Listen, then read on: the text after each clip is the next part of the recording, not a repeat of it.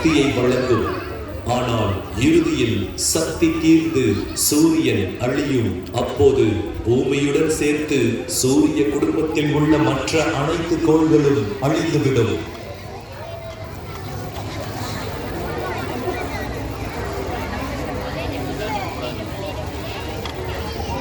ஆமாம், நாம் ஒரு வால் நட்சத்திரத்திற்கு மிகவும் அருகில் வந்துவிட்டோம். நட்சத்திரம் என்று சொன்னாலும் உண்மையில் இது தூசியும் பனியும் கலந்த ஒரு பந்தாகும். சூரியனின் தாக்கத்தால் அதன் பனித்துகள்கள் தூரத்திற்கு வீசப்படுகின்றன. பல கிலோமீட்டர் நீளமான வால் போல நமக்கு காட்சியளிப்பது அந்த துகள்கள் தான்.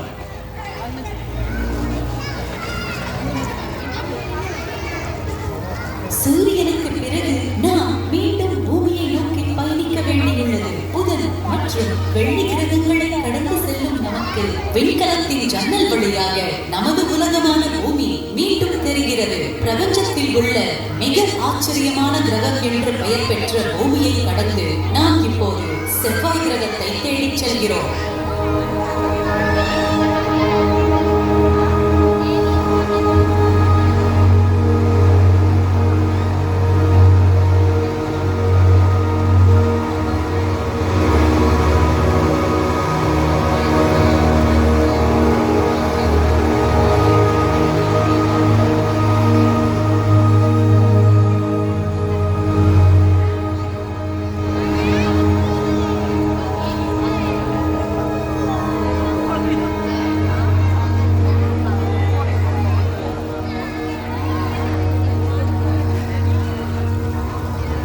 இது சூரியனில் இருந்து வரிசை கிரமப்படி 4வது கிரகமாகும். நமது பூமிக்கு மிக நெருக்கமான ஒன்று. சந்திரனை வென்ற மனிதனின் அடுத்த இலக்கு செவ்வாயை வெல்வதாகும்.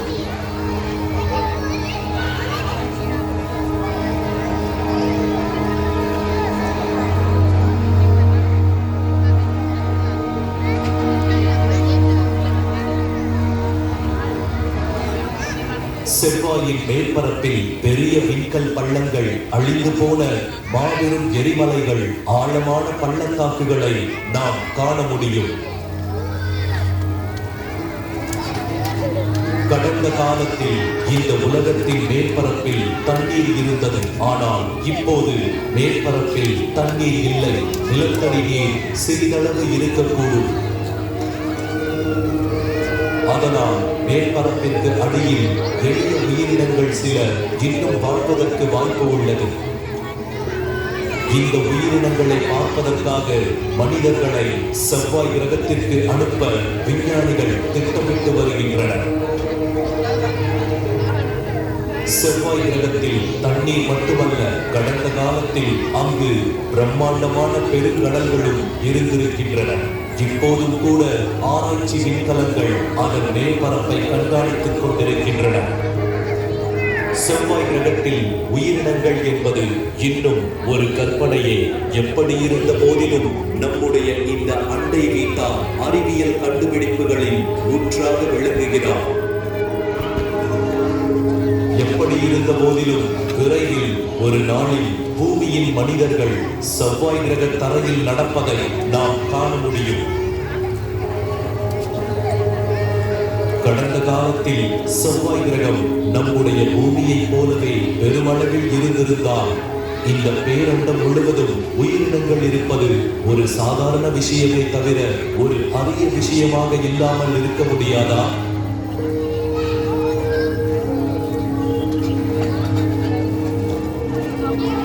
செவ்வாய் கிரகம் அளவில் பூமியில் பாதி அளவு பெரியதாகும்.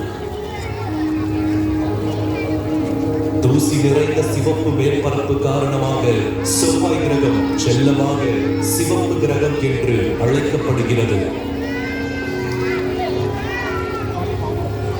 மனிதர்கள் விரைவில் செவ்வாய் கிரகத்திற்கு செல்லும் வரை நாம் அனைவரும் காத்துக் கொண்டிருக்கிறோம்.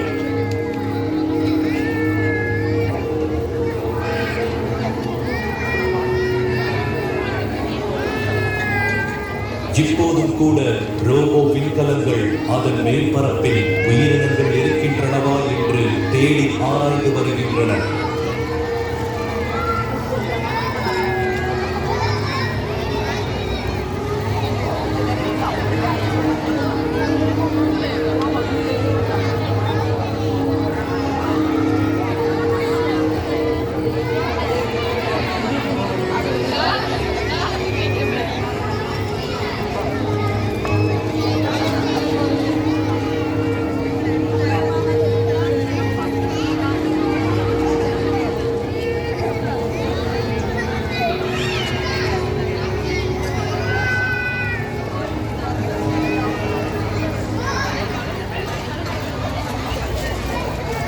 கடினமான ஒரு பாதையை கடந்து சென்று லேசர் கதிர்கள் மற்றும் ஒரு துளையிடும் கருவி மூலம் பாறை மாதிரிகளை சேகரிக்கின்றன. விண்கலத்தினுள்ளேயே அவற்றை ஆராய்ந்து செவ்வாய் கிரகத்தின் உயிரினங்கள் பற்றி கண்டறிய பெரும் முயற்சி எடுக்கப்படுகிறது. உண்மையிலேயே இது விண்வெளி ஆராய்ச்சியில் மிகவும் உற்சாகமான ஒரு காலகட்டமாகும்.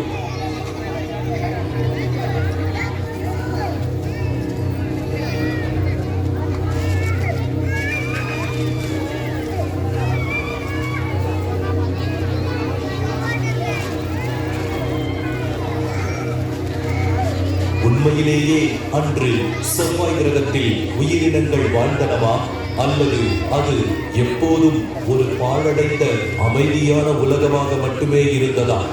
ஆனால் செவ்வாய் கிரகத்தில் ஒருபோதும் உயிரினங்கள் இருந்திருக்கவில்லை என்றால் முழு பேரண்டத்திலும் உயிர் என்பது மிகவும் அரியது என்றே அதன் பொருள். மேலும் முன்னோக்கி செல்லும் போது செவ்வாய் கிரகத்திற்கும் வியாழன் கிரகத்திற்கும் இடையில் உள்ள சிறுகோள் வளையத்தை நாம் காண்கிறோம். இது பல்வேறு அளவிலான ஆயிரக்கணக்கான சிறுகோள்களின் ஒரு தொகுப்பாகும். நமக்கு முன்பே